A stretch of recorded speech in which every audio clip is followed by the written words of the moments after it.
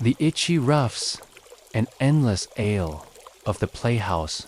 Imagine yourself nestled into a stiff wooden bench, a little too narrow for comfort, squeezed between the musty shoulders of fellow Londoners.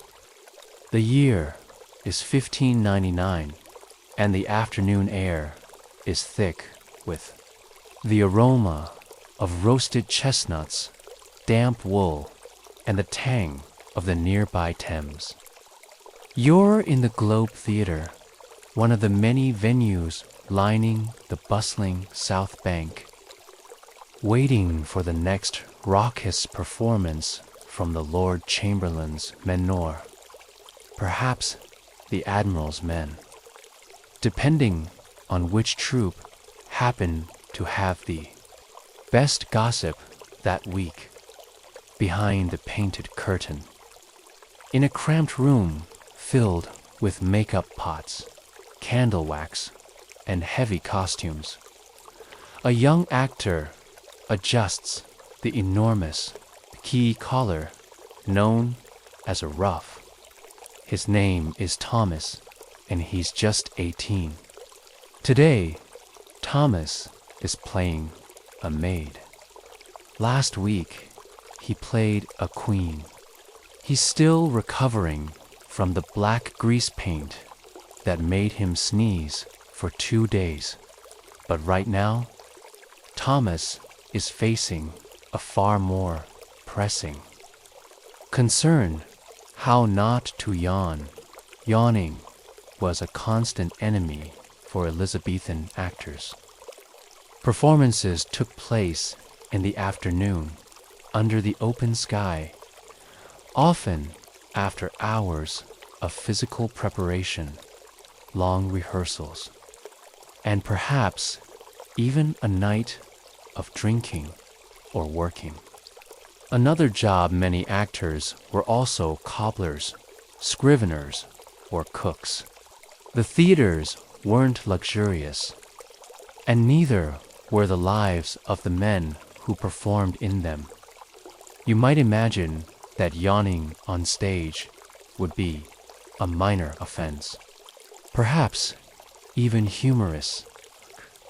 But for actors, during Queen Elizabeth's reign, a single misplaced yawn could ruin a carefully memorized performance. The audience expected engagement-loud gestures, clear projection, and unwavering attention. To yawn during a speech, or worse, during the delivery of someone else's monologue, was not only unprofessional, but could provoke jeering from the crowd. So how did actors manage it? The answer lies in a strange mixture of physical conditioning, herbal tricks, and sheer survival instinct. First, there was the ale. Weak ale, to be precise drunk instead of water, which was notoriously unsafe in Elizabethan London. But actors quickly learned that too much ale before a performance was a recipe for sluggishness. So many performers devised their own odd mixtures: ale thinned with vinegar, or mulled with spices like rosemary and sage, which were believed to be invigorating. Some chewed fennel seeds, not for flavor, but for the strange, tingling sensation they produced. It was said to sharpen the senses. Others bit on cloves, spicy and oddly numbing, to keep themselves alert without speaking. It may not sound glamorous, but in a time before coffee was widely available in England, a clove hidden beneath the tongue was a secret weapon. Even stranger were the pre-show warm-ups. Without mirrors or vocal coaches, actors developed their own techniques, one popular method. Rapid pacing in circles, backstage, while reciting lines from Ovid in Latin. The repetition, combined with the movement, was thought to stimulate blood flow and oxygenate the brain. It may not have had the scientific merit we now expect, but it worked well enough to keep Thomas and his peers from nodding off during the second act. Then there was costuming. It's hard to doze off when you're wearing a wool doublet, several inches too tight, and a collar that scratches every time you breathe. Costume discomfort was, inadvertently, a kind of stimulant. Tights itched, wigs scratched. Stage makeup, thick with lard or lead, smelled vile. All these things combined to create a very alertive, deeply uncomfortable state of readiness. There were also more social strategies. The theater community was tightly knit, competitive, and full of informal discipline. Senior actors might slap the back of a drowsy junior during a scene change, or whisper warnings to keep thy lids open. Fool. Shame was a powerful motivator, particularly in the presence of the famously demanding groundlings, the common folk who paid a penny to stand closest to the stage, and who missed nothing. You, as a member of the audience, might have heard a bored actor mutter under his breath, but you'd never see him yawn, at least not twice. The Globe itself, like many of the open-air theaters of the day, was built to keep both actors and audience on edge. Sunlight poured down onto the stage, casting sharp shadows and baking the wooden planks. The audience shuffled, murmured, and occasionally hurled apples if displeased. This was no place for a sleepy soliloquy, and still performances went on. 5 days a week, in some cases 6. Actors performed new plays and old ones in rotation, often switching roles with minimal rehearsal. Scripts weren't given in full. Actors received only their own lines with cues. Memorization happened in fragments, late into the night, sometimes with the aid of strange herbal concoctions believed to enhance memory or clarity.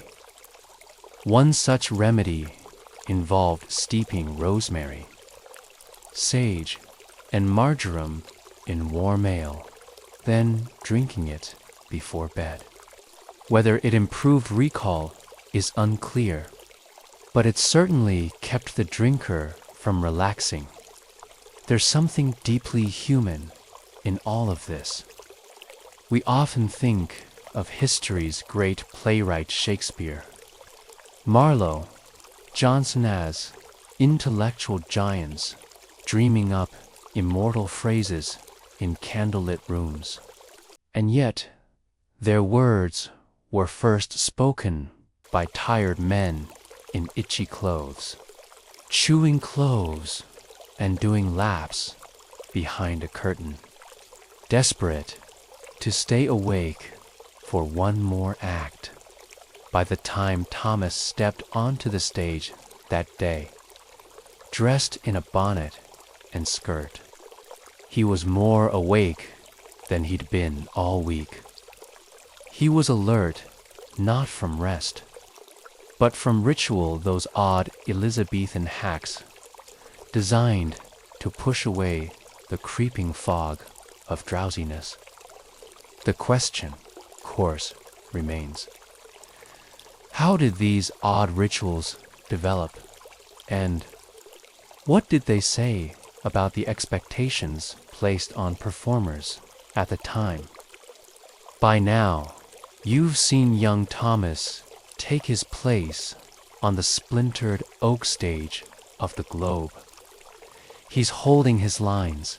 He's sweating under the weight of his velvet bodice. And thanks to a clove wedged between his back teeth, he's not yawning, at least not yet.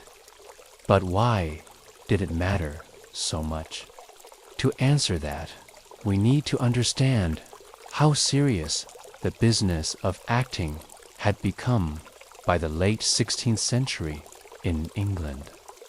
Far from being simple entertainment, the theater was a vital part of public life and an odd sort of propaganda tool. Queen Elizabeth, I loved the theater not just for amusement, but as a stage for reinforcing order, loyalty, and ideals of Englishness. Acting wasn't just about pretending anymore. It was about performing loyalty.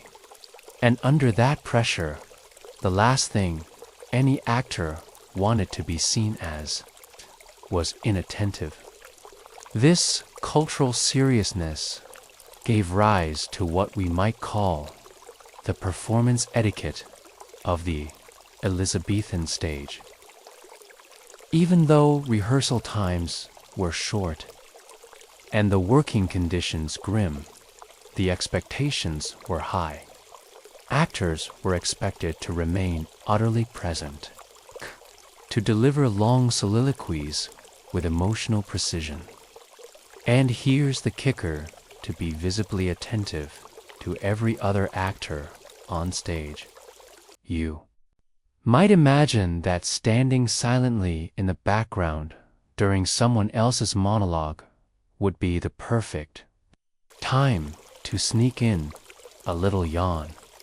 But no, you had to appear engaged, as if you were hearing the words of Hamlet, Falstaff, or Cleopatra for the first time, even if you'd done the same scene 6 times already that month, to help stay alert during these still moments. Actors developed odd habits. One popular trick was to carry small pouches sewn into their costumes, sit in pockets, not for valuables, but for stimulants. Crushed hazelnuts were one favorite. Chewing them slowly helped ward off fatigue, while also being discreet. Another was sugared ginger root, wrapped in cloth or parchment. Both spicy and sweet, it gave a slight jolt to the senses and helped keep the mouth moist on long performance days. And then there were the tonics. Homemade remedies passed down backstage from one actor to the next. These often included herbs like pennyroyal, wormwood, or rue plants, thought to refresh the blood or brighten the mind. The recipes were unregulated, of course, and their effects varied wildly. One actor might feel invigorated. Another might end up halfway to vomiting behind the curtain. Still, such concoctions were treasured, even hoarded. Senior actors often guarded their mixtures jealously, doling out sips to apprentices like magical elixirs. Some actors swore by pungent smells. A scrap of cloth soaked in vinegar and lavender oil could be tucked into a sleeve or hidden in a hatband. At moments of mental fog, a quick whiff was said to clear the head. You can imagine a line of actors shuffling behind the curtain between acts, each taking turns inhaling from what was essentially a sweaty little rag infused with sour perfume. There were also disciplinary tactics, especially within more elite companies like the Queen's Men or the Children of the Chapel. These troops had royal or noble sponsorship, which meant that expectations were even higher. Falling asleep during a performance so even appearing sluggish could result in the loss of patronage. And for an acting troupe in Elizabethan England, that was essentially a death sentence.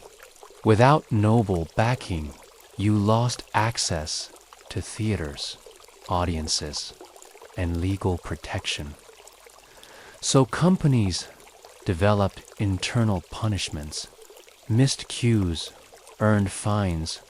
Forgetfulness meant demotion from speaking roles, and yawning. Yawning could mean being made to play a fool in the next performance, publicly, in tights. With Bells.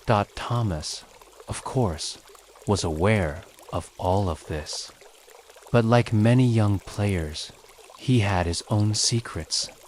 In the lining of his sleeve, he kept a little roll of dried mint and orange peel, which he would occasionally press to his nose when the crowd grew hot and the speeches too long. He'd also taught himself to clench his toes inside his shoes, an odd trick, but one that required just enough attention to keep him focused without anyone noticing. And he wasn't alone. Many actors developed these tiny, private rituals.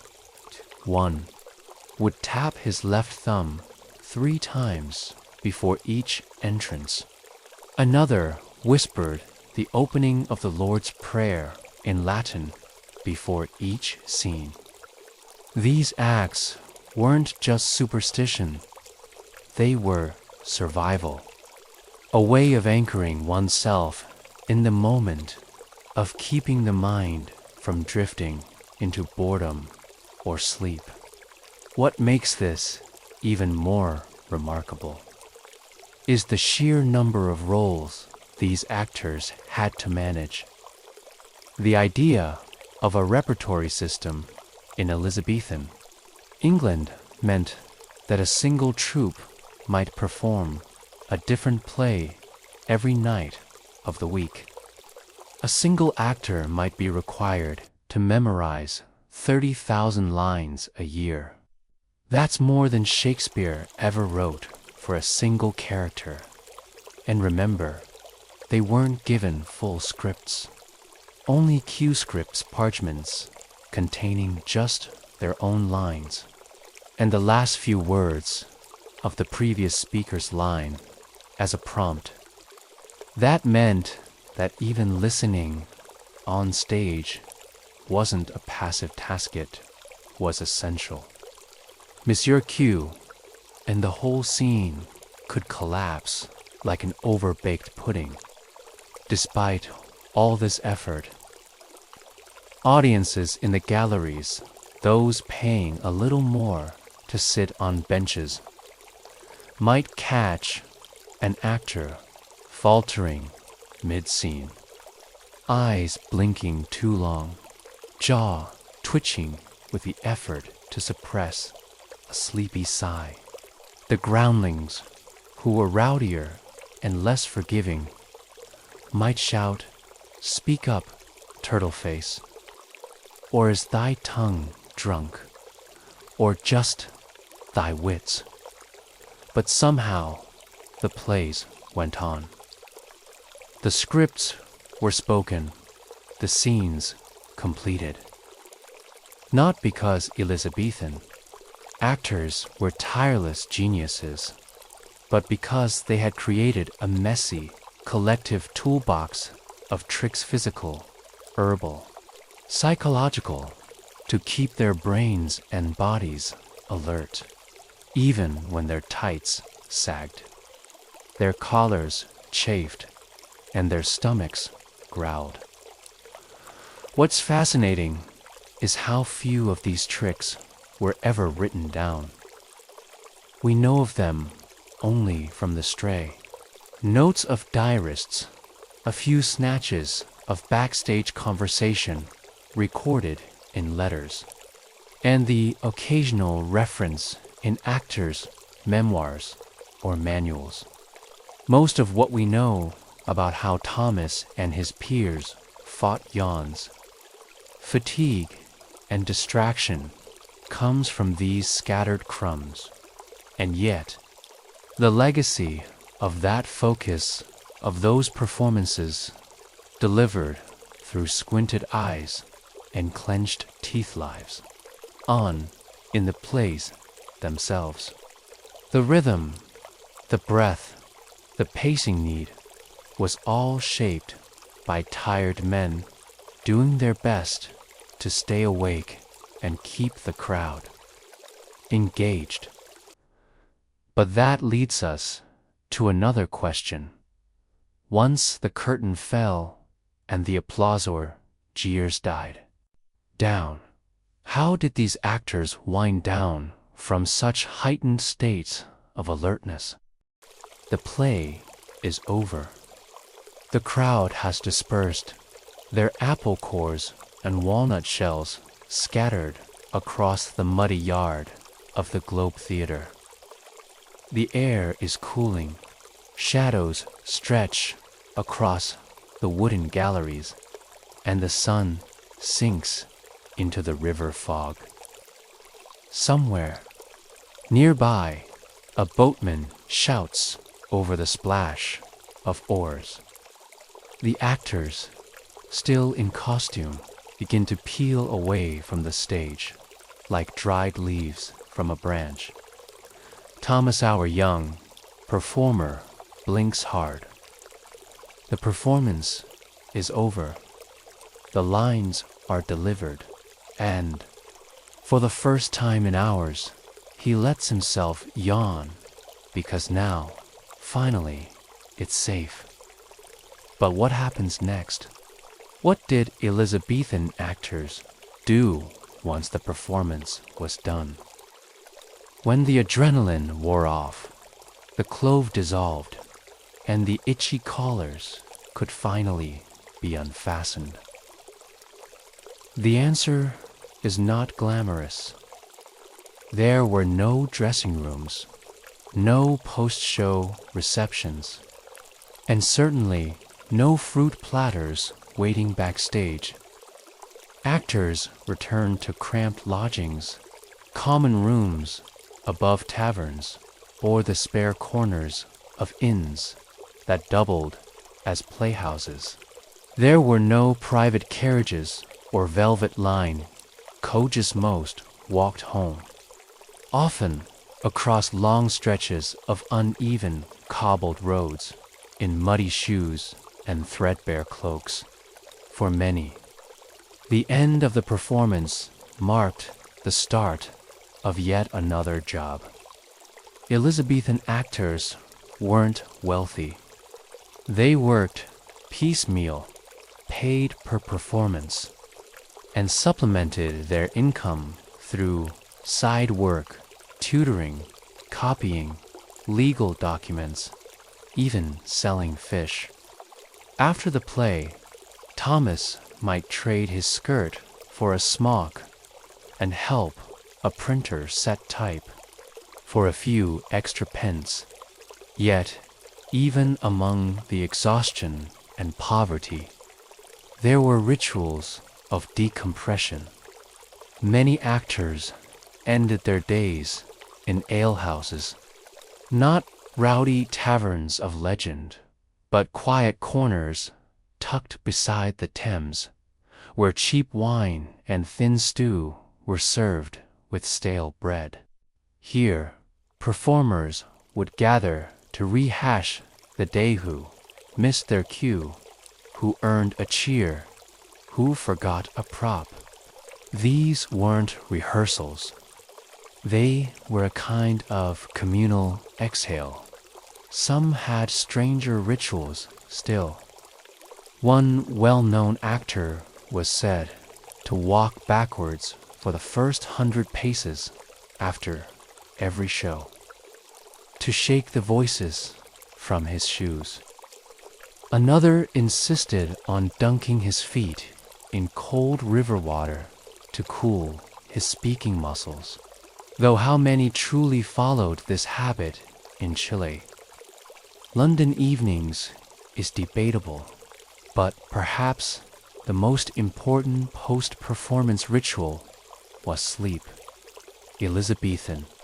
Actors were constantly under pressure, with rotating repertory schedules, minimal rehearsal, and the ever-present threat of censorship or plague-related closures. Rest became both essential and elusive. And unlike their audiences, actors couldn't simply doze off mid-scene. So once home wore, at least wherever they laid their heads, actors employed their own sleepy time strategies. Some placed sachets of herbs beneath their pillows. Lavender and chamomile were common, though more theatrical types preferred rue or sweet marjoram, believed to soothe overtaxed voices. A few massaged oil into their throats, infused with thyme or honey to calm the strain of long speeches, and others read, or more accurately, recited. With no novels to flip through, actors often fell asleep rehearsing lines for the next day's performance. A soliloquy muttered under one's breath, just loud enough to murmur through the candlelight, became a kind of lullaby. Of course, the specter of censorship was always there, hovering just behind the curtain. The master of the revels, an appointed official, had the power to ban a play or shut down a theater for even minor offenses. A misplaced line, an ill-timed gesture, or a misunderstood metaphor could invite punishment. This meant that even post-show, actors remained cautious, always guarding their words, even in private. And then there was plague. Theaters were often closed during outbreaks, and the years between 1590 and 1610 were filled with such interruptions. During those times, actors were suddenly out of work, out of homes, and left to wander or perform informally in courtyards, inns, or private estates. In those dark intervals, the boring effort of staying alert on stage was replaced by the even harder work of surviving off it.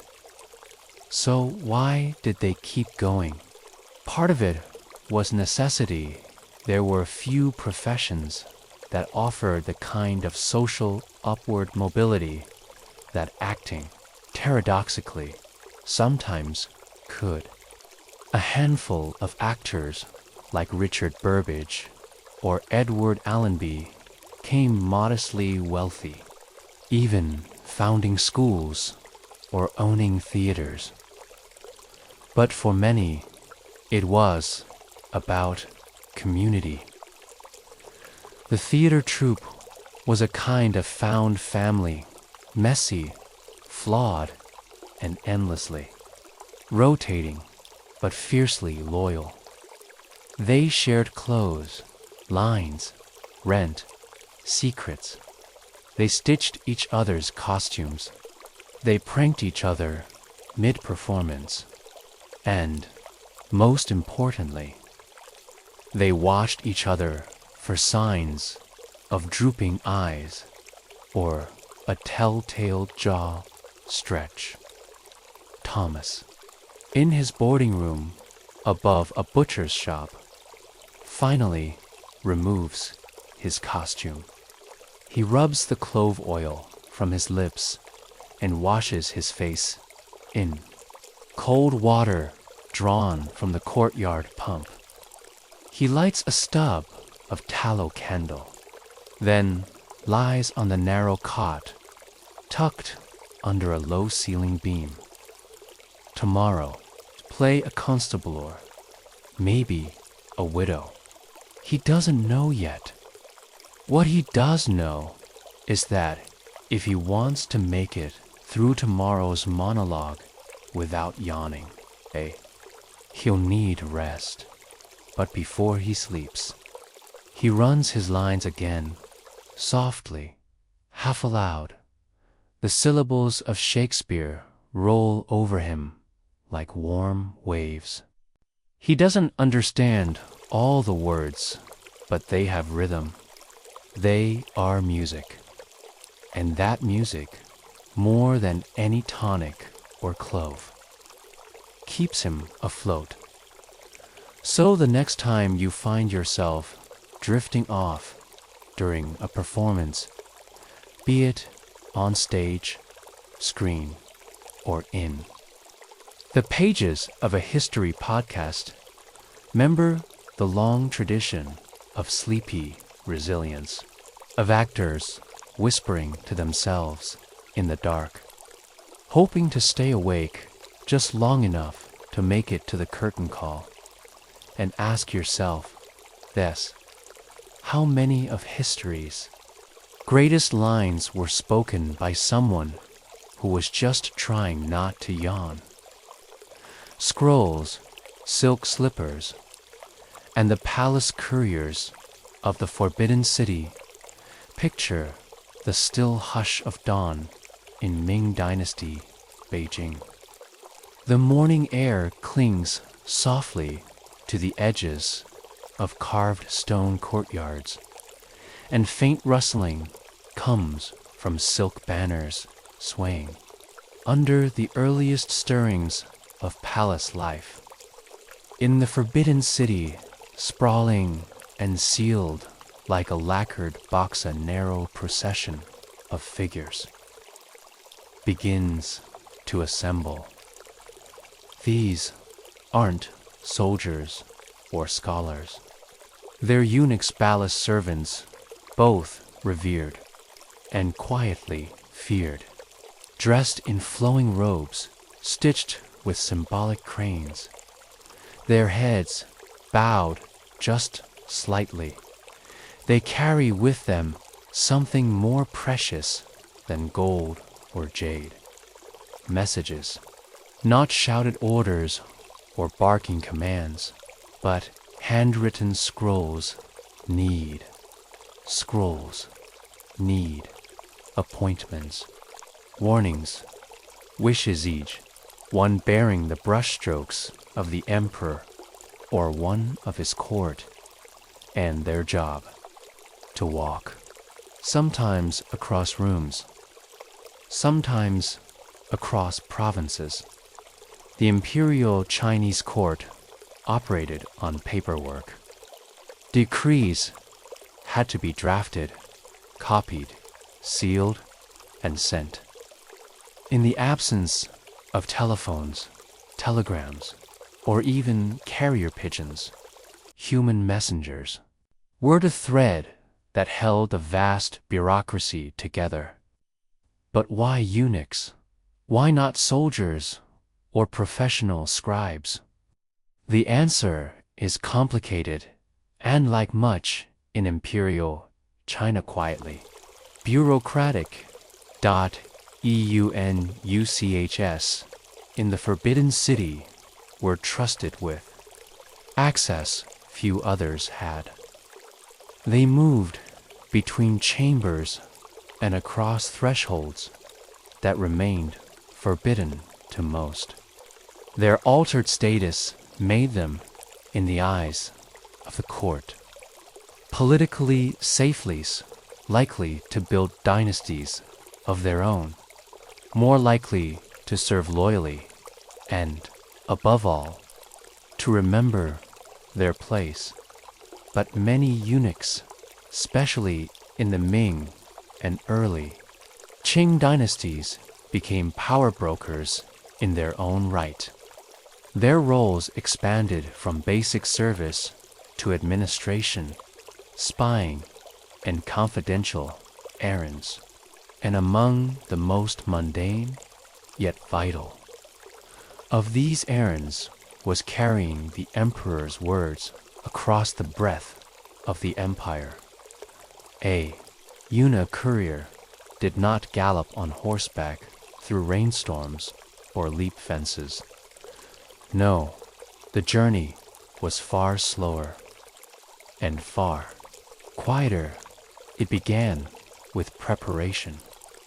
The scroll itself, fallen no longer than a foot, rolled in red silk and tied with a waxed cord, was copied by trained scribes and sealed in lacquer tubes or bamboo containers. If particularly sensitive, the scroll might be concealed in a hollowed-out fan or placed inside the folds of a robe lined with ink-blocking parchment. Before departure, the eunuch would bow 3 times before a carved image of the emperor. It was less a ritual of reverence than a reinforcement of responsibility. This was not just a note. It was a fragment of imperial will, and that will, even when wrapped in quiet bureaucracy, was to be obeyed without deviation. Walking the message. Across the city, or in rare cases, hundreds of miles across provinces, meant long days of calculated steps. Eunuchs traveled not in secrecy, but in formality. Their robes signaled status, their fans behavior. A closed fan meant silence. An open fan, held high, conveyed urgency. Specific fan movements, codified in certain courts, could even signal the need for lodging, food, or privacy without speaking aloud. It was, in its way, a kind of visual Morse code. The walking itself was precise and unhurried. This was not a race. The pace was deliberate, controlled breathing, silent footsteps, eyes lowered in deference, but always scanning. The roads they took were often planned in advance, with imperial inns spaced at predictable intervals. Stocked with fresh slippers, clean robes, bowls of congee or mung bean tea, and sometimes just a bench beneath a plum tree. Eunuchs traveling with messages had standing orders: do not rush, do not speak unnecessarily, do not draw attention. There were no trumpets or outriders, just the soft slap of felt soles on flagstone, and the flutter of fan paper against a rising breeze to stay awake. They employed habits more monastic than military. Dried citrus peel was common chewed slowly, for the bitter sting that curled the tongue. Others pressed powdered ginger under their nails, creating a mild burning awareness that reminded the body to stay present. Some rubbed vinegar into the folds of their sleeves, dabbing it near their noses to keep from growing dull under the weight of heat or repetition. Still, others learned to whisper poems while walking. Classical Chinese poetry ready part of eunuch. Education was recited silently in rhythm with steps. A line of Li Bai followed by a pause. Then Du Fu, then Wang Wei. Over time, the walk became both message and meditation alow. Murmuring ritual that connected body, breath, and the emperor's will. Fan management, too, became its own quiet art. A fan was not just a tool for cooling. In the hands of a palace courier, it was an extension of dignity. Fans might be crafted from sandalwood, paper, silk, or even fine bamboo, painted with subtle mountains, cranes, or lines of calligraphy. Some eunuchs commissioned their own, inscribing them with proverbs or symbols only a few could read. In hot weather, the fan offered breeze. In wet weather, it shielded the scroll. In rare, quiet moments of danger, it could distract. And perhaps more importantly, it filled the space where speech might fail. Imagine, then, our eunuch, Thomas Yes. We'll borrow the name again standing at the west gate of the Forbidden City. Scroll tucked into his robe, fan unfolded in his right hand. He takes his first step onto the long road to Xi'an, where a regional magistrate awaits an imperial appointment. The walk will take a week, maybe more. He will sleep in 2 inns, eat rice from 4 bowls, and exchange words with no more than 10 people. He will repeat the message to himself 100 times, though he is forbidden to utter it aloud. And when he arrives, he will hand it over with a silent bow, his fan folded against his chest like a closing curtain. It is a boring job, but it is essential. And it is quiet. Very quiet. So much of China's history flowed through these scrolls, these humble messages borne not on galloping hooves, but in the soft, shuffling steps of silk-slippered men beneath painted fans. But this leads us to a curious question. What happened when the message wasn't welcome or worse? When the eunuch arrived to find the recipient already gone? The road to Xi'an was long, dusty, and lined with ghost towns. Some were truly abandoned. Others merely looked that way in the misty hours before sunrise. For the eunuch courier, walking alone with scroll in robe and fan in fan, hand each step was part of a larger design. A line in a poem, a stroke in a calligraphy scroll. But what if the person waiting at the other end wasn't waiting at all? Messages from the imperial court were not always received with joy.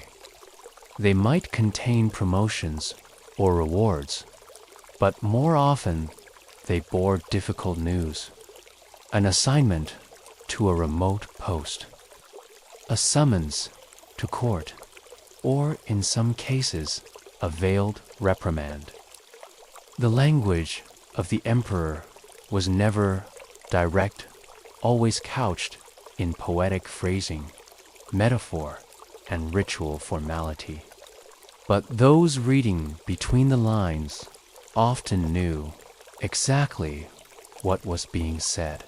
And so, when the eunuch arrived, his presence silent but unmistakable, he was not always welcomed. Imagine a dusty courtyard in a county office. Just outside the city, walls of Xi'an. A magistrate, tired and suspicious, sees a figure approaching in formal robes, a sandalwood fan held just so. His heart sinks, not because of the man, but because of what he represents. A decision already made. Eunuchs were not messengers in the common sense. They were emissaries of imperial presence.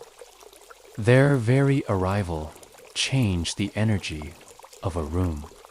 And yet, they weren't powerful in the traditional sense. They couldn't command armies or change laws. They simply delivered quietly and efficiently messages that could shape lives. It was in these moments when the recipient of the scroll was reluctant, evasive, or gone altogether that a eunuch's role became unexpectedly delicate. You might think the solution was simple. Leave the scroll with a servant, a clerk, or a deputy. But imperial protocol didn't allow for that. The message had to be delivered into the hands of the named recipient. It was a legal matter as much as a ceremonial one. Anything less could lead to accusations of tampering or worse, dereliction of duty. So the eunuch waited and waited, sometimes for hours, sometimes for days, in local inns, under tile eaves, beside incense-burning altars. The courier sat with fan in lap, scroll still sealed, not eating lavishly, not pacing anxiously, simply waiting, often in full view, to make clear that the imperial word had arrived and would not leave until received. These were not confrontations in the Western sense. They were rituals of pressure, a quiet presence that grew heavier with each passing hour. The longer the message remained undelivered, the more it said. It whispered of resistance, of hesitation, of unariety. Said to fill the long stretches of waiting, eunuchs had their own techniques. Some wrote in travel journals, not for public record, but for personal rhythm. Others mended robes, cleaned their fans, or recited lines of Confucian classics to pass the time. Still others copied their scrolls by hand, not to duplicate them, but to memorize their form. Writing the emperor's words was a meditation. It turned the message from a burden into a chant. But there were times when things didn't proceed so peacefully in rare cases. The message was politically charged, perhaps a demotion of a powerful local official, or the investigation of a corrupt tax collector. The eunuch, in these cases, might be met not with silence, but with hostility. Not violence, at least not openly, but subtle refusals. Gates closed, doors unanswered, food undelivered, horses missing. Still, the eunuch remained. For leaving without delivering the scroll would be a worse fate than hunger. In fact, returning to court empty-handed could result in demotion, flogging, or even exile to distant provinces. Imperial records were clear. A message undelivered was a duty unfulfilled. So the eunuch would wait, folding and unfolding his fan, observing shadows as they crept across tiled roofs, watching the local weather change like the mood of the officials. Inside, one particularly well-documented case involved a eunuch named Liu Cheng in the early 1500s, who was sent to deliver a reprimand to a general in Nanjing. The general, unwilling to acknowledge the emperor's criticism, refused to appear for 4 days. Liu Cheng did not speak, protest, or leave. He simply sat in the outer courtyard, eating plain rice and brushing his fan with sesame oil to preserve the paper. When the general finally emerged, faced, ashamed, and silent, he found Liu Cheng standing where he had first arrived. Without a word, Liu handed over the scroll, bowed, and left.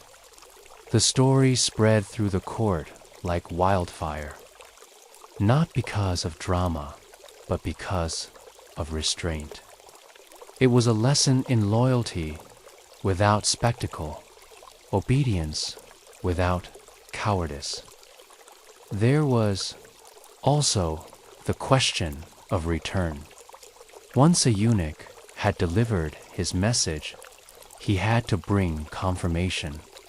Often, this took the form of a countersignature or seal wax stamp or brush mark proving the message had been read. Sometimes, the recipient had to recite back a key phrase which the eunuch would memorize and repeat to prove the scroll had been opened and understood. Other times, the eunuch carried back a reply, a formal report, or a symbolic offering.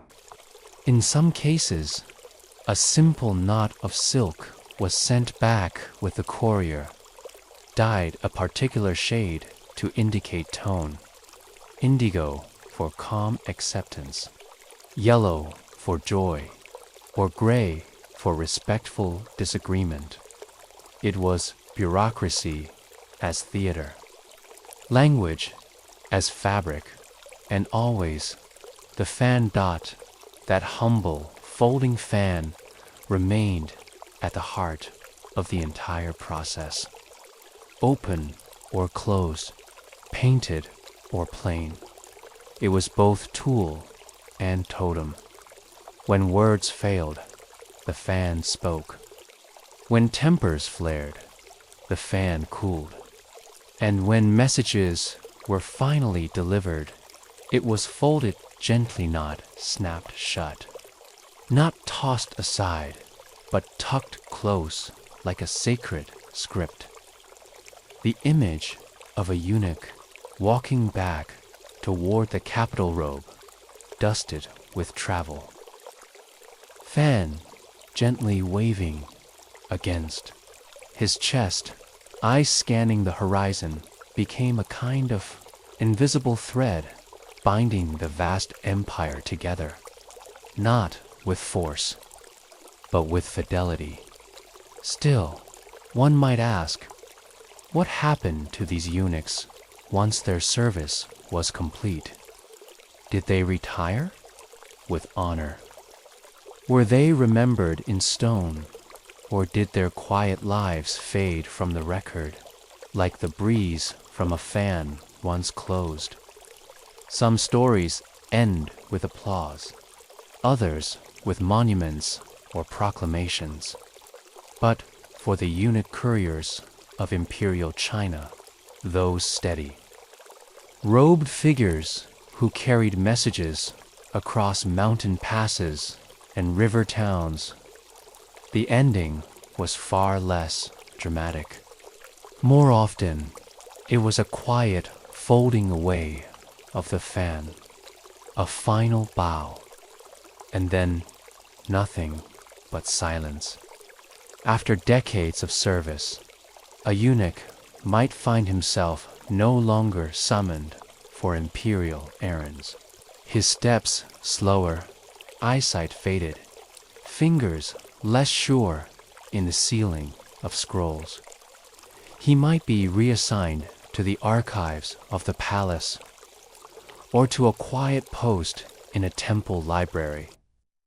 Sometimes he was offered a modest home in one of the southern districts of the Forbidden City, where the roofs curved like paper being rolled into memory. Retirement was not loud or festive.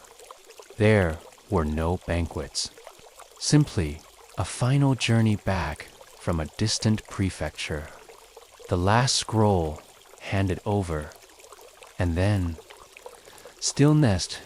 Yet, even in retirement, some eunuchs continued their habits.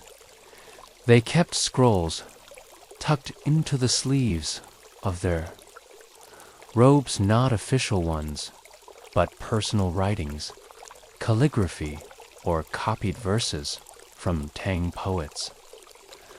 They carried fans not out of necessity, but memory. And they walked the palace grounds not with purpose, but with the rhythm of routine measured, even familiar dot in the rare cases when a eunuch did write down his experiences. The results were often poetic. One such account survives in fragments. The memoir of a courier named Han Qing, who served under the Yongle Emperor. His writing is delicate and spare, more like brushwork than prose. He writes of roads that whisper with the wind of past orders, of rivers that remember the splash of urgent crossings, and of a fan opened to the shape of loyalty, folded to the size of silence. But for most, there was no written record. Their names remained in palace logs, buried in columns of dispatches and arrival stamps. Their stories lived in the unspoken habits of later generations, the way a scroll was folded, the way a servant bowed at the gate, the way a fan was carried. In the crook of the arm with the painted side turned inward, still, echoes of their presence lingered. There's a story told in the imperial archives, almost certainly embellished by later historians, of an emperor who, late one night, could not sleep. He wandered the corridors of his palace, past bronze lanterns and jade screens, and found himself in the outer courtyard, alone beneath the moon. There, he saw an old man sweeping. The man paused, bowed deeply, and offered the emperor a sealed scroll. When asked why, the man replied, "The message is yours.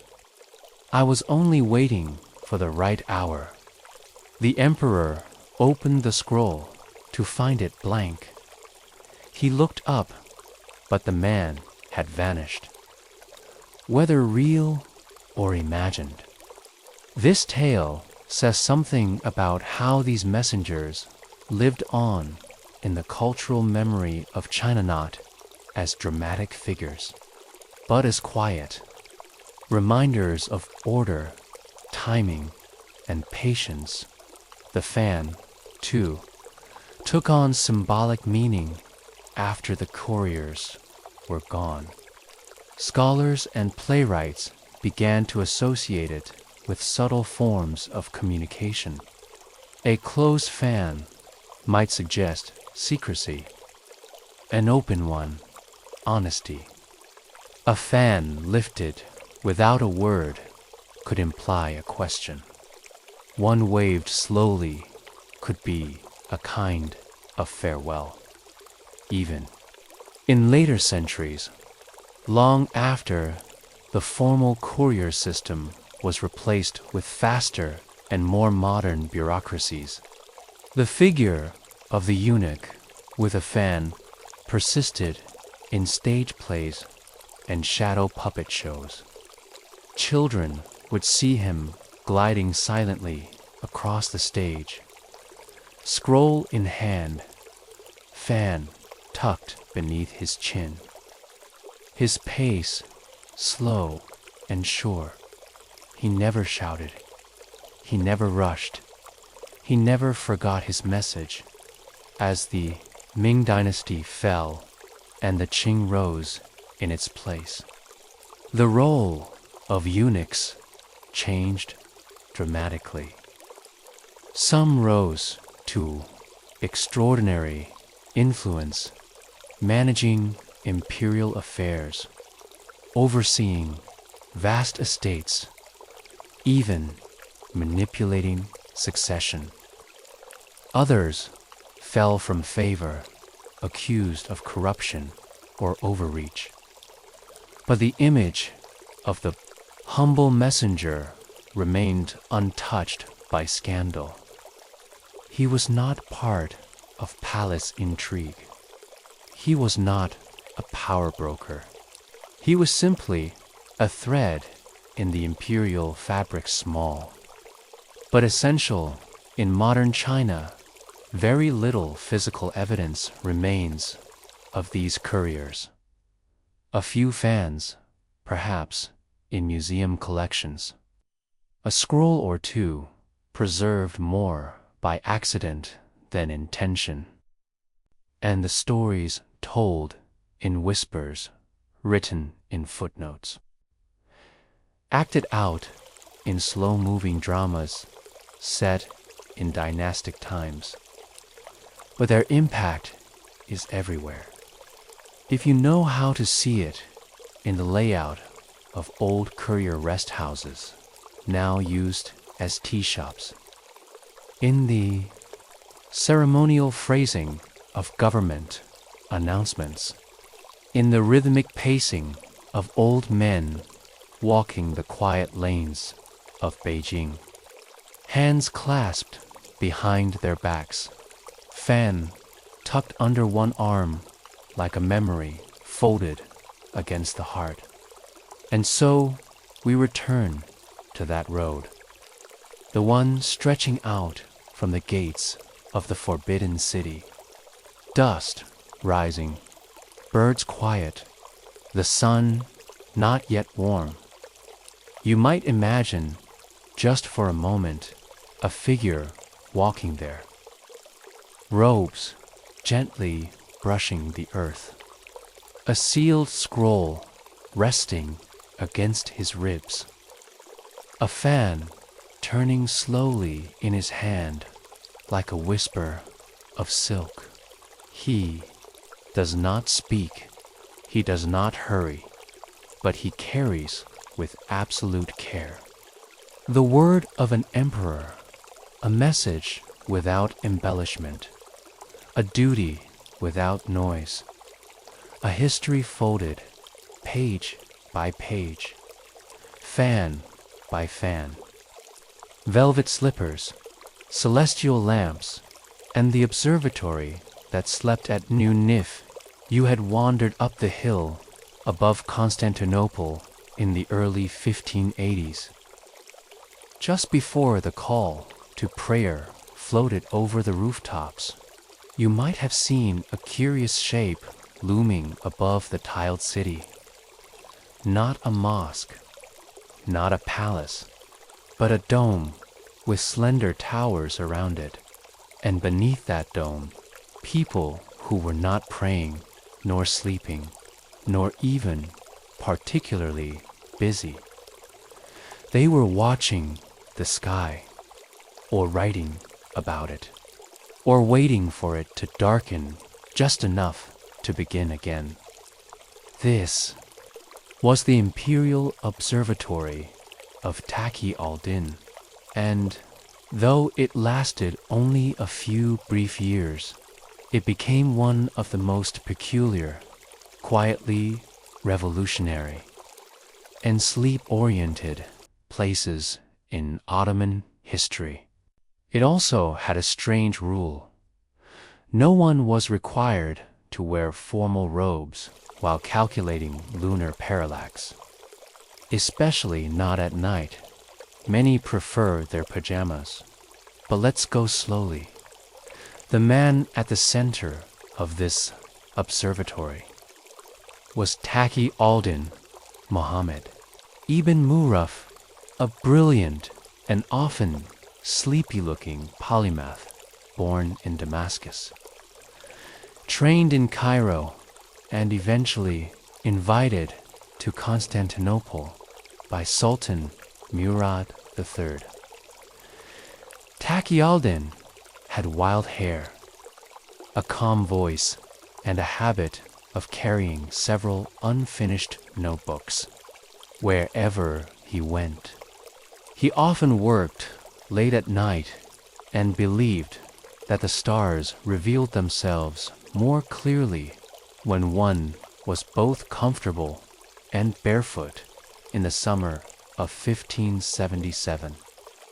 After years of persuasion, Murad III approved the construction of a grand observatory, the first of its kind in the Islamic world since the Mongol Ilkhanate had shuttered the Moraga Observatory centuries earlier.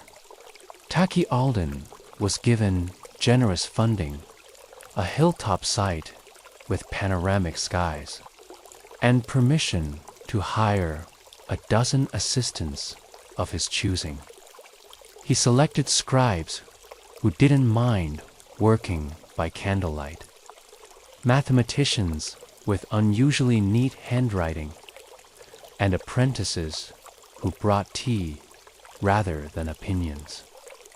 He also brought in an elderly librarian who had memorized all known Arabic star catalogs and sometimes dozed off mid-recitation, then picked up precisely where he'd left off from the very start.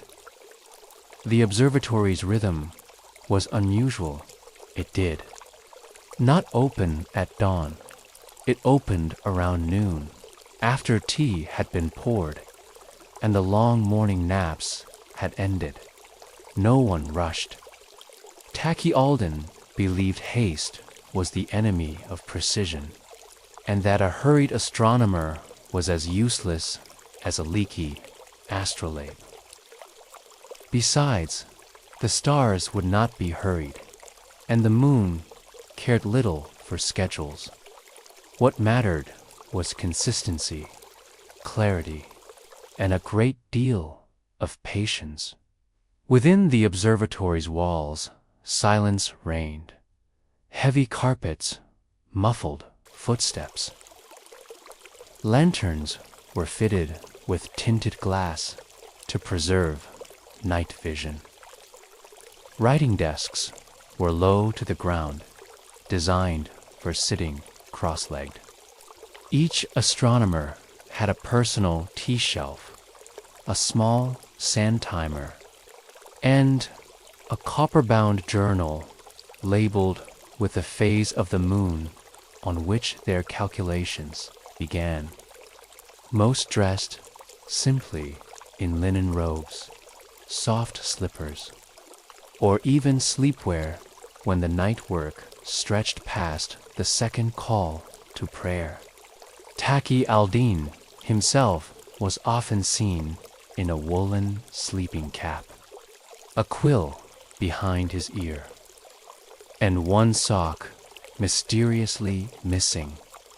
The observatory featured some of the most advanced instruments of its time: armillary, spheres for modeling celestial coordinates, mural quadrants built into the walls for measuring star altitudes, a large mechanical clock with multiple dials, designed by Taqi himself to measure seconds, a rarity in the Islamic world at the time. There was also a peculiar invention he called the observational lounger, a padded reclining bench that allowed an astronomer to gaze straight upward through a narrow shaft in the ceiling without craning their neck. It became wildly popular among the staff. Some joked that the bench recorded more dreams than data.taqi. Al-Din also insisted on recording temperature and atmospheric conditions, believing they might affect stargazing. So, every hour, a sleepy assistant would scribble wind direction, humidity, and cloud cover on a wax tablet, then nod off beside it. The real heart of the observatory, however, was its star-charting room, circular, with a domed ceiling painted deep indigo. On quiet nights, when the breeze slipped through the open windows, the paper rustled like gentle tides. Here, the astronomers drew and copied star maps by candlelight, often in near total silence, broken only by the clink of an inkpot or the soft scraping of a compass point. These maps were not flashy. They were careful. Each line was reviewed, every angle measured twice. The paper was treated with a mix of rose water and starch to resist humidity and preserve crispness. And in the margins, tiny notes in Ottoman, Turkish, and Arabic explained lunar corrections, planetary theories, or simply reminded the reader not to spill tea near Sagittarius,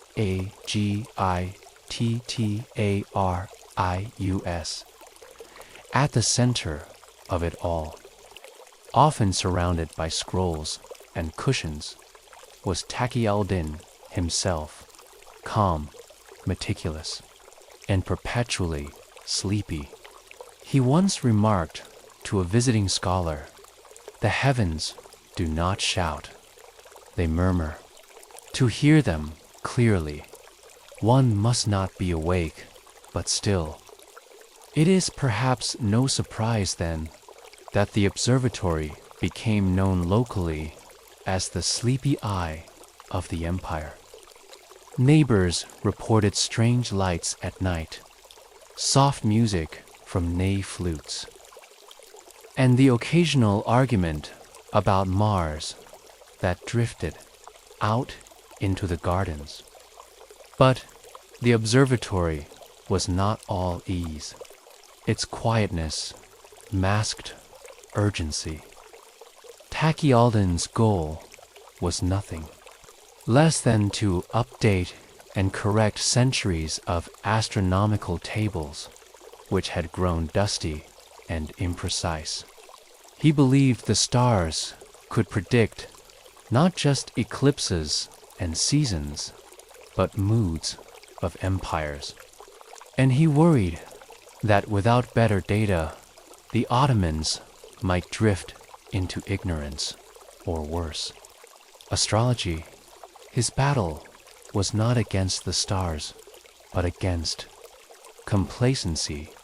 Still, for now, under the indigo dome, the air was calm. Figures moved slowly, gently, steadily, like shadows cast by moonlight. The charts were coming along.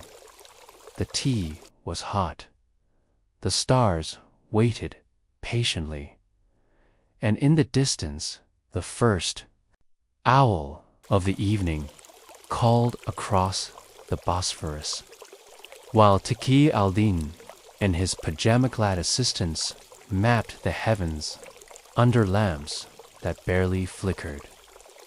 A quieter set of stars began shifting, not in the sky, but in the palace, because far from the observatory's silent dome, Sultan Murad, I's court was teeming with whispers, incense smoke, and astrologers who squinted not at the sky, but at horoscopes.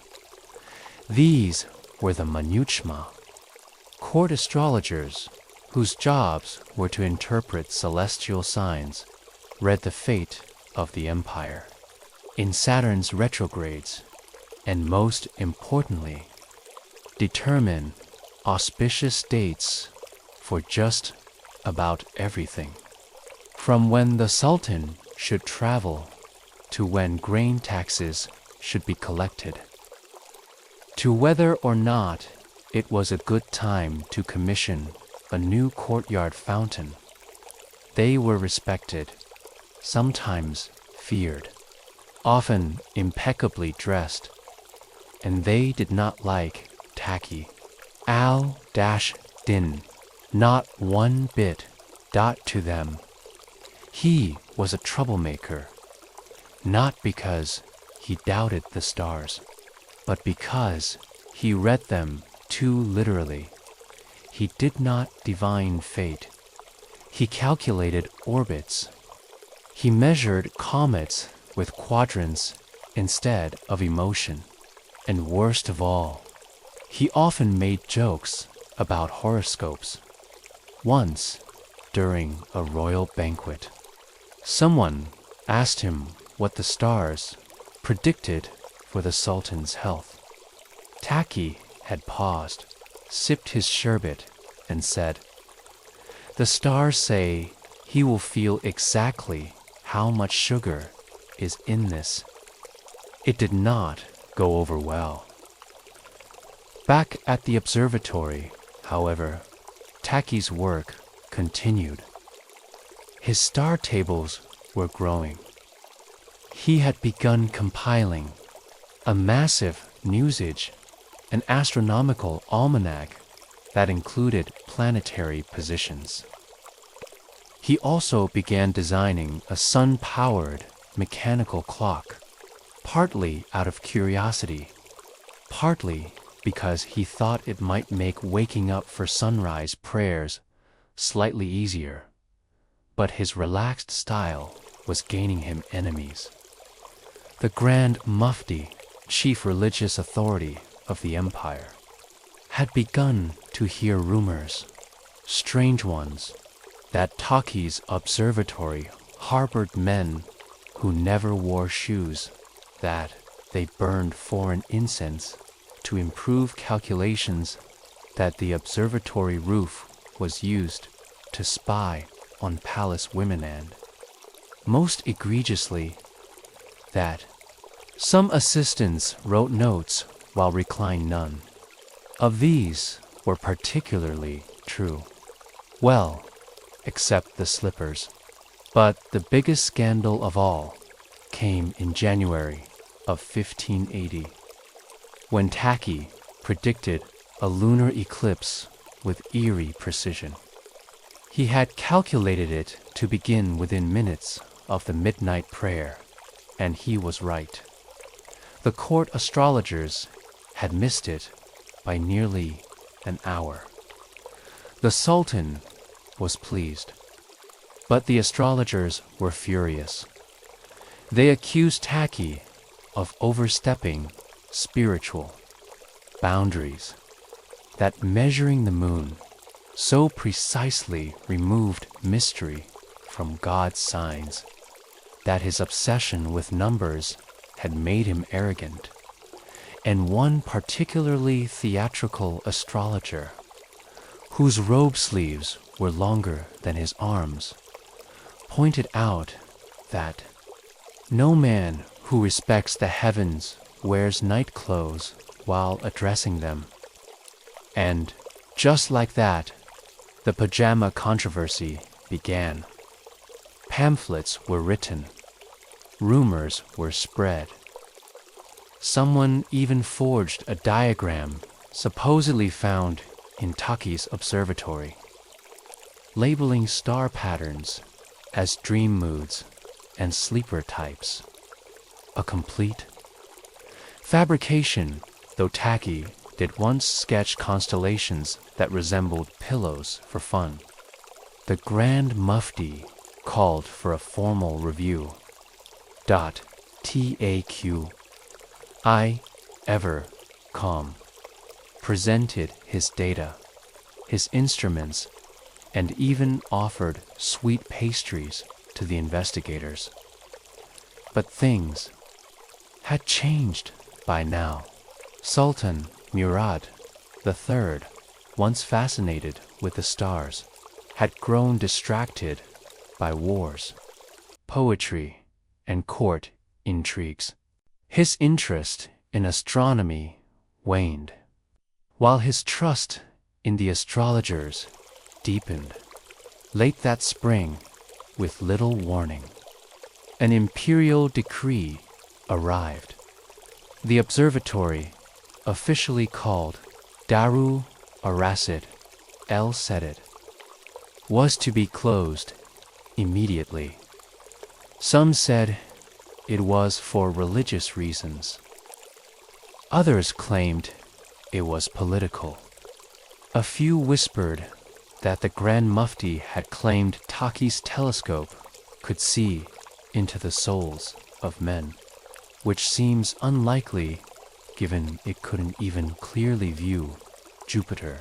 Regardless, it was over. One morning, in the spring of 1580, the doors were locked, the carpets rolled up. The sky, as ever, remained indifferent. Taut al-Din, now out of favor, returned quietly to private life. He continued writing, tinkering, and likely wore his pajamas long into the afternoon, just not in any official capacity. The observatory was partially dismantled. Some instruments were salvaged, others vanished. A few of the assistants became teachers or tea merchants. One reportedly went on to become a respected calligrapher who only worked by starlight. And as for the charts, Taki's Zij, his great star, almanac, survived. Though unfinished, it remained in circulation for decades, influencing scholars across the Islamic world and even parts of Europe. Some pages, still marked with candle wax and sleep smudges, now rest in archives in Istanbul and Cairo. One marginal note in Taki's own hand reads, "We map the skies not to control them, only to understand how they sleep." It is unclear if he meant it as a metaphor But even now, centuries later, you can picture them. 12 sleepy scholars. Master, soft lamps. A flickering dome, and stars that watched them, unmoved, as pajamas rustled against polished stone. By the time the 17th century tiptoed into view quietly, like a librarian entering a sleeping room, tacky, Alden's name had already begun to fade from the coffee house conversations and courtyard stories of Istanbul. No official monument was ever raised for him. No grand dome bore his name, and unlike the famed astronomers of earlier Islamic centuries, al-Battani, al-Zarqali, or Allah Beg, his observatory had not survived long enough to be enshrined in memory.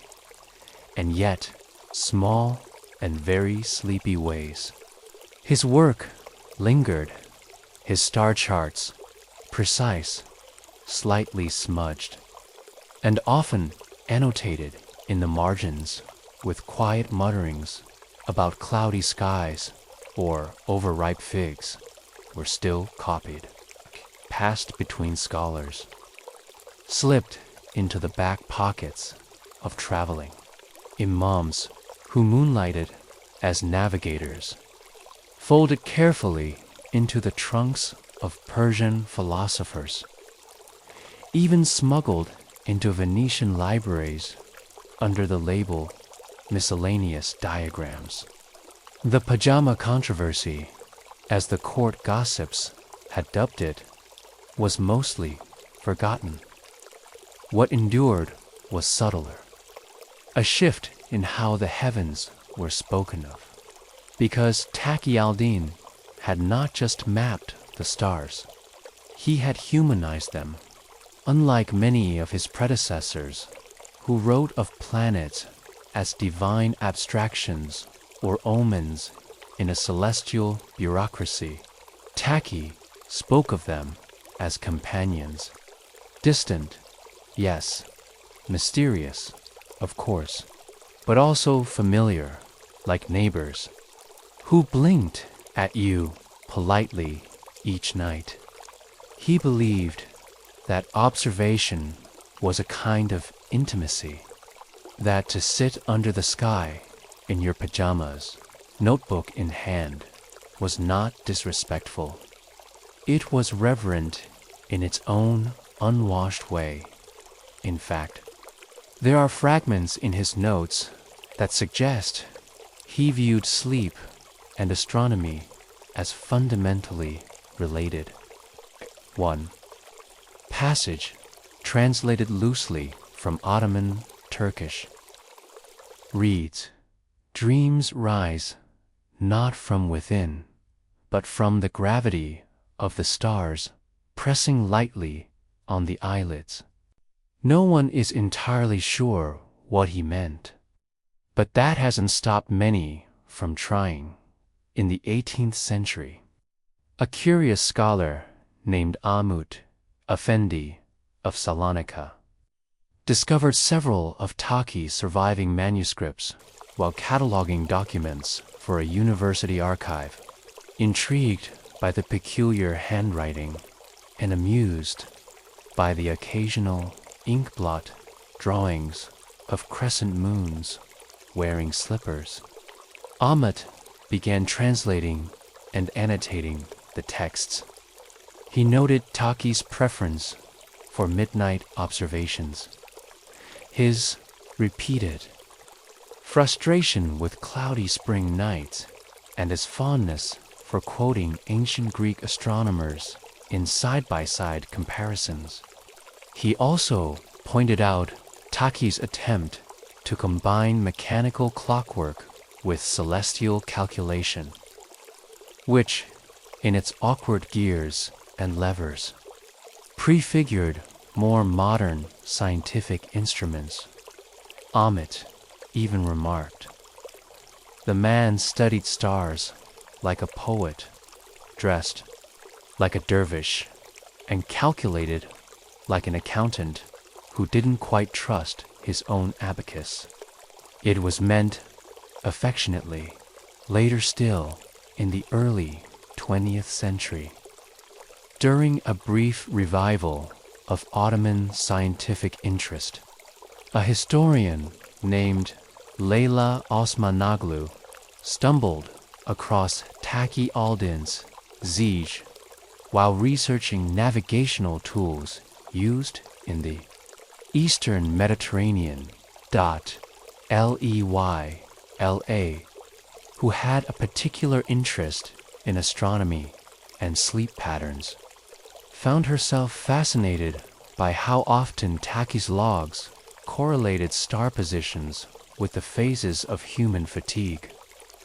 In one margin, he wrote, "Venus rose pale tonight." 3 assistants nodded off during Mars transit. In another, moon low on horizon. "I misread Saturn twice. Should sleep earlier tomorrow," Leyla argued in a quiet article published in a nearly forgotten academic journal. That Taqi's real contribution was not just the tables or charts, but the method of observation, one that blended focus with fatigue, routine with wonder, knowledge with the comfort of woolen socks. She even nicknamed his approach astronomical somnology. The term, unsurprisingly, never caught on. But in recent years, there has been a slow, dreamy return to Taqi's legacy. In sleep science, in philosophy, even in architecture. A modern observatory in Konya quietly incorporated a reading room inspired by his notes: low cushions, warm lamplight, no shoes allowed. The sign above the door reads simply, "Map the night softly." Meanwhile, in a dusty drawer at Istanbul University, one of Taqi's surviving star logs remains on display, though not behind glass. Students are allowed to gently leaf through it. On certain pages, they sometimes find tiny fingerprints, likely belonging to his sleepy assistants. And on one loose scrap of paper, barely larger than a date pit, someone, perhaps Taqi himself, once scribbled, "When stars blink, it is not from distance, but from shyness." And maybe that's the quiet miracle of it all, that a man, forgotten by power, gently scorned by the palace, and never granted a pension for his work, left behind charts that still shimmer just a little. That a group of men who wore pajamas, not as a joke, but as a sign of devotion to late-night clarity, once tried to measure infinity by candlelight, and perhaps the next time you look up at the sky, especially if you're wrapped in a blanket and it's late, and the stars look just a little closer than usual, you'll remember them, not just as astronomers, but as sleepy men who dreamed in numbers, wrote in whispers, and believed the universe was best understood in soft clothes and softer minds. The hills that listened in, the low and lumpy hills of 19th century Wales, where stone walls curled like sleepy sentences across the landscape, and clouds hung low enough to tap the chimneys. Shepherds had a particular way of passing time. They sang not loud, joyful songs, not tavern songs, not even hymns, but long, droning notes, wordless, sometimes tuneless, sung slowly and quietly into the air like a gentle fog. And often they sang not to other people, not even to the sheep, but to the moss. Yes, moss. It grew on everything: stones, roofs, crumbling chapel walls, the north side of nearly every tree. In some areas, there were dozens of local names for moss, depending on the shade, the spunkiness, or how well it echoed when sung to. There was mythological, dew god's moss, mythological, cow-closing moss, and mythological, whisk, the moss that wears a coat. These weren't official botanical categories, but shepherds' names passed between generations with a shrug and a song. And while it might sound like a folk tale told half asleep near a hearth, the truth is, this moss-singing tradition had very real, very practical roots, you see. In many parts of 19th century rural Wales, barometers were rare and newspapers didn't reach every hilltop. But the weather, the weather, it was everything. A shepherd's entire life, from the safety of his flock to whether his socks would ever dry, depended on forecasting rain, wind, sleet, and fog.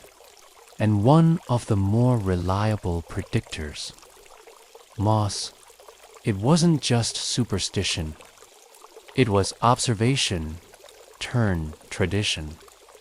Old shepherds noticed how moss darkened before a storm, how it seemed to curl or perk depending on humidity, and how certain varieties responded differently to barometric changes. In time, they developed patterns, then phrases, and finally, songs. The singing, they believed, helped them track the subtle changes better. A mossy wall, when sung to in the morning, might echo differently if a storm was approaching. And so, as strange as it sounds, they developed a kind of rural acoustical meteorology. One shepherd in Carmarthenshire, named Hugh and Lear, was said to have a moss repertoire of over 40 tones, each associated with a patch of hillside, a specific kind of green fuzz, and a memory of when it once rained. He had no formal education, but he kept a small, leather-bound book filled with notations, crude symbols, circles, wave lines, and little illustrations of moss with arrows pointing to the singing spot. According to oral history, Ewan would begin each morning by standing before his favorite moss patch just behind a sagging slate barn and humming 3 tones in descending pitch. Then he'd wait, listen, sniff the air, and decide whether to bring the flock down to the valley or let them graze higher. He was right often enough that nearby farmers started copying his notes. His book was passed from hand to hand, and though It was never formally published. Parts of it appear in 19th century Welsh weather diaries. Not everyone sang to moss, of course. Some thought it silly. Some laughed, but many did it quietly, especially when alone, especially when uncertain. A shepherd near Snowdonia, named Nia Fion, reportedly sang in a tone so low that even her own dog couldn't hear it. But she swore the moss heard. She claimed that in certain damp Septembers, the moss grew taller in response to a minor third sung backwards. When asked what that meant, she just smiled and offered tea. There was even one curious theory, published anonymously in an 1841 edition of the Cambrian Gazette, which claimed that singing altered moss growth by vibrating the spores, causing them to fluff up, shrink, or tilt depending on the frequency. This, of course, was never scientifically verified. But a Cambridge botanist named Harold Beechcroft, visiting the area in 1867, wrote in his notes, "Though I found no evidence of sonic influence upon Bryophyta, the locals' observational skills are remarkable." One shepherd accurately predicted 3 consecutive days of mist using only a moss-covered bench and a droning whistle. Extraordinary. For the shepherds, though, it wasn't about proving anything. It was about listening, waiting, trusting. It was about knowing your land so well that you noticed when even the moss sighed differently. Some younger shepherds turned the moss songs into games. Children were taught little rhymes such as green coat, tight throat, whisper back the mist you wrote. Others composed moss lullabies to soothe anxious dogs or frightened lambs before a thunderstorm. And in very remote parts of Ceredigion, elders passed down moss weather wheels, wooden discs with moss names, wind directions, and suggested singing keys. Today, very little of this survives. You might find the occasional diary in a Welsh heritage museum, or an audio recording made in the 1970s of an old man humming at a wall and saying, "That storm us, if ever I heard it." But most of the singing has stopped. The moss still grows. The hills still breathe. But few stop long enough to listen anymore. Still, one wonders. If you stood in a quiet Welsh valley on a foggy morning, and you hummed a low, steady note just above a whisper, would the moss remember? Would it hum back? The moss knew things, they said, and in the right hands, or rather in the right ears, it told secrets that barometers hadn't yet caught up with third 80 to mid-1800s. Welsh shepherds and rural farmers had passed their moss knowledge, not only through songs, but also through an informal system of weather codes. These weren't written or charted in any standard way. Instead, they lived in memories, in routines, and in the subtle nods between neighbors who noticed the same patch of moss beginning to change. If it shimmered more in morning light, rain was likely. If it stiffened slightly under breath, frost would settle that night. If it stayed soft but lifted at the corners, a wind would change by evening. The moss was never wrong, only misunderstood. This belief wasn't universal, of course. In fact, in towns like Landilo or Machinlev, wealthier landowners preferred printed almanacs or the new metal-tipped barometers imported from London. Some dismissed moss signs as sheepfolk nonsense, but out in the hills, far from town, clocks and newsboys, shepherds continued to rely on what they could see, touch, and sing to Dot. By the 1860s, there were local efforts to standardize weather watching through moss lead. Oddly enough, by a group of schoolteachers and curious clergy. They began collecting moss varieties, measuring moisture with strips of wool, and recording when each patch appeared to respond to low tones. This loose movement became informally known as the Moss Register, and though it never became a scientific institution, many of its surviving papers are preserved today in the National Library of Wales, under categories like folk observation and rural meteorology, unverified methods. A curious entry from 1869, penned by a Reverend Ellis Morgan, describes a particular experiment.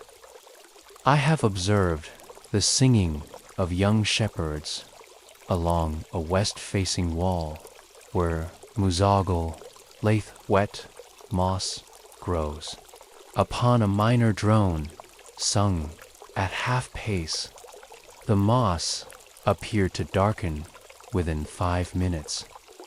Though this may be coincidence, the shepherd claimed this darkening preceded an unexpected thunderstorm by 12 hours. Result with his church choir. According to his notes, the moss did not respond to sopranos, but deep altos produced a softening of texture. Whether this was poetic embellishment or a genuine experimentation is unclear. Still, it speaks to the widespread curiosity and sometimes comical attempts to apply precision to something inherently quiet and organic. Some shepherds even attempted to build singing stones, little walls with embedded moss varieties placed in specific positions, like weather altars. These would be sung to each morning, and their appearance documented in a personal ledger. One of the most elaborate belonged to Gareth Wyn Ape Doveth, a shepherd-turned-mason who arranged 15 stones into a circle, each facing a different cardinal direction and shaded by different levels of morning sun. Over the course of 10 years, he claimed to have identified 11 moss reactions linked to fog alone. His personal notes included entries like North Stone, Patch 3, sang G note before sunrise, appeared to shrink at the edges. Fog arrived. By noon, East Stone, Patch 2, hummed at mid-tone. No visible change. Sky remained clear. West stone, patch 5, no song. Moss, untouched. Mist, arrived, unannounced. Error, though no one quite knew what to do with this data, it was taken seriously enough that his ledger was copied and circulated among local schools. Children were even assigned weather moss diaries, in which they were encouraged to visit the same moss patch daily and record its feel, color, and tone if they chose to hum. At least one headmaster from a school near Bala Lake noted that these exercises sharpened observational skill, built patience, and made the children less likely to fight at recess. Not everyone was convinced. In 1873, a visiting botanist from Edinburgh named Dr. Malcolm Gray tried to discredit moss singing as superstition. In his field report, he wrote, "There is no scientific basis for the belief that sound alters moss behavior. What these shepherds observe is likely atmospheric coincidence.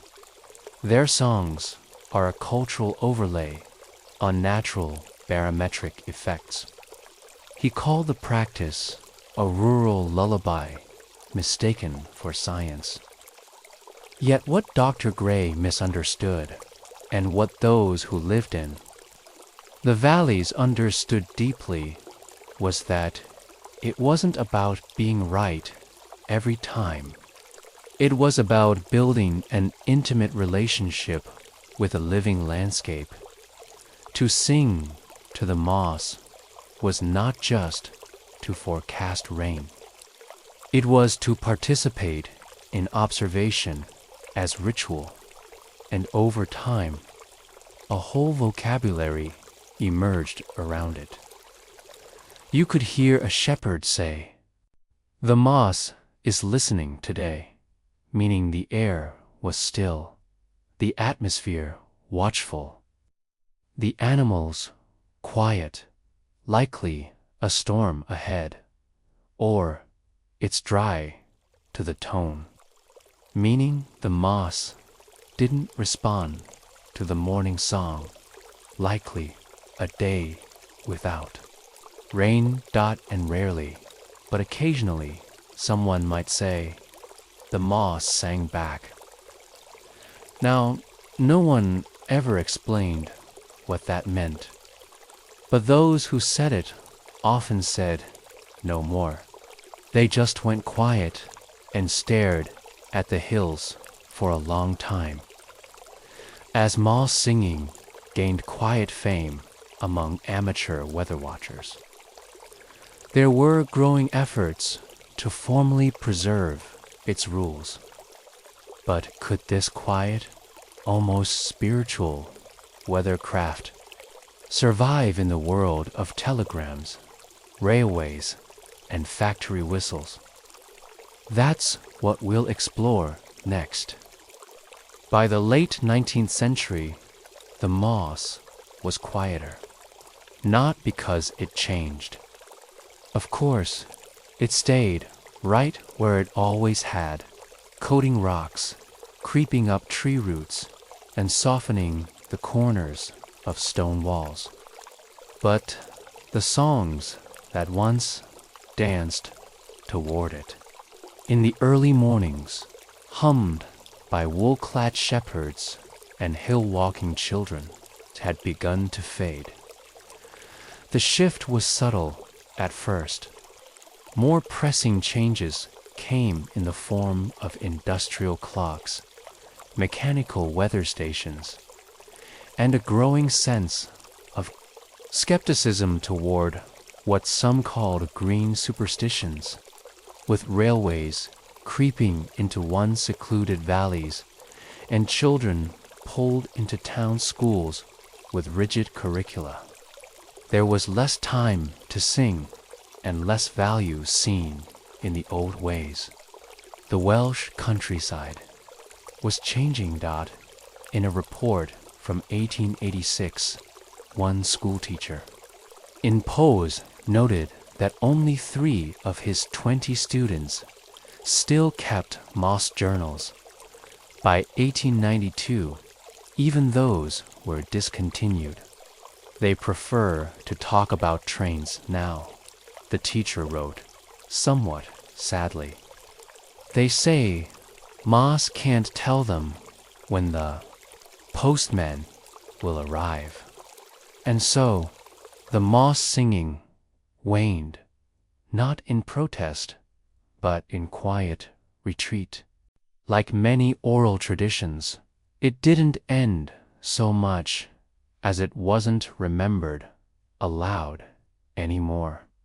Still, some resisted this shift, not with grand speeches or official efforts, but with what might best be called quiet stubbornness. In the village of Quam Rydal, a trio of elderly sisters, Gwen, Myfanwy, and Delith, became accidental preservationists. They kept their own moss wall along a footpath and sang to it daily. Local children, curious and slightly unnerved, would sometimes pause and listen to the strange low tones. The sisters had even created moss cards, little parchment slips tied to each patch, describing its mood, color, and the weather it preferred. One card read, "This one curls before hail. Sing in E-flat." In 1901, a local folklorist named Owain Tudor interviewed the sisters for a small regional paper. His article, titled "The Wall That Listens," was one of the last formal accounts of moss singing in practice. He described a morning spent watching the sisters hum to patches of mythological, coed tree moss, noting when the notes are sung in harmony, the women believe the moss leans forward as though drawn by the tone. The conviction in their voices is unmistakable. They are not performing, but communing. Owain's article sparked mild interest, but it never gained traction. By the end of the decade, the sisters had passed away, and their moss wall was dismantled during a road expansion. Still, small pockets of the tradition survived in shepherding manuals from the early 1900s. There are brief references to singing stones, though often in footnotes or anecdotal sections, chapel choirs in remote parishes occasionally practiced morning hymns near moss walls, citing better acoustics. Though old records suggest some congregants believed it helped ward off storms, and in one peculiar case, a 1913 weather forecasting pamphlet produced by a retired postmaster named Idris Morgan included a full appendix titled "Of the Moss and the Breath." In it, he claimed that exhaling near moss after a long note could tell you more than a dozen charts. But soon, even the memory of the practice began to blur by the 1920s and 30s. Most rural Welsh weather watching relied on more conventional tools: wind vanes, thermometers, printed almanacs. Moss became simply moss again, pleasant green, a bit slippery, and mostly ignored. Still, now and then, hikers in Snowdonia or ramblers through Brecon Beacons would report stumbling across moss rings, or noticing stones arranged oddly with patches of bright green in deliberate rows. A few even described hearing old men or women humming toward lichen-covered walls, especially near ruins or forgotten chapels. These weren't ghost stories, just stories, whispers, half-remembered acts in landscapes full of silence. One of the most poignant testaments to the forgotten tradition came from a 1938 letter by Marge Evans, a former shepherdess, then in her 90s, writing to her grandson. We did not sing to the moss because it made sense. We sang because it listened without argument. The hills echoed what you gave them, and the moss